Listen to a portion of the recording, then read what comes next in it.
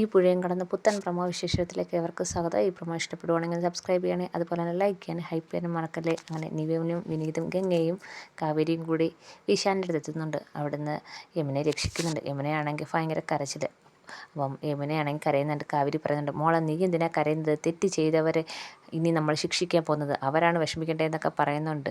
എന്നാലും യമുന ഭയങ്കര കരച്ചിലോടെ പറയാണ്, നമ്മുടെ ആ തോട്ടം തിരിച്ചെഴുതി തരാമെന്നും അതിനുവേണ്ടി ഇവിടെ കുറേ പേര് വരുന്നു, അങ്ങനെ എന്നെ പറ്റിച്ചാണ് ഇവിടെ കൊണ്ടുവന്നതെന്ന് പറഞ്ഞുകൊണ്ട് യമുന ഭയങ്കരമായിട്ട് കരയുകയാണ്.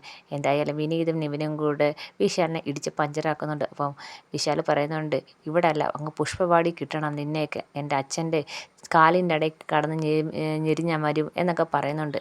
അപ്പം അത് കേൾക്കുമ്പോഴത്തേക്ക് വീണ്ടും വിനീത് കൊടുക്കുന്നുണ്ട്. അപ്പം നിന്നെ ഞാൻ കാണിച്ചു തരാമെന്നൊക്കെ പറഞ്ഞുകൊണ്ട് വിശാൽ പറയുന്നുണ്ട്.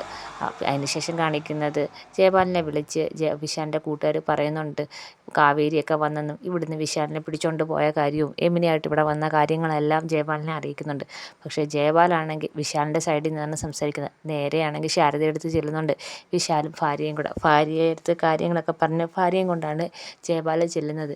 അപ്പം അവിടെ ചെന്ന് ജയപാൽ പറയുന്നുണ്ട്, എൻ്റെ മോനെ കാവേരി എല്ലാവരും കൂടെ അവിടെ നിന്ന് പിടിച്ചുകൊണ്ട് പോയത് എൻ്റെ മോനെ കിട്ടണമെന്നൊക്കെ പറഞ്ഞ് കുറേ ബഹളമൊക്കെ വെക്കുന്നുണ്ട്. ജനിപ്പിച്ച എനിക്കറിയാലോ അവനെ സംരക്ഷിക്കാൻ എന്നൊക്കെ വിശാലിൻ്റെ അച്ഛൻ പറയുന്നുണ്ട്. അപ്പോൾ ശാരദയാണെങ്കിൽ ചൂലെടുക്കുന്നുണ്ട്.